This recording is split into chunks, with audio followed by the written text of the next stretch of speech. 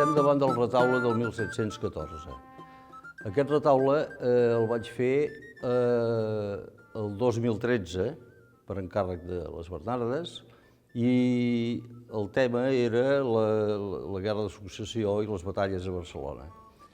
Aquí vaig fer dos bàndols, el bàndol de l'esquerra, que era el bàndol defensor, i el bàndol de la dreta, que és el que vol assaltar Barcelona. Bé, aquest retaule es va inaugurar amb motiu del tricentenari, va ser un dels actes del tricentenari, i el procés de fer això va durar 10 mesos.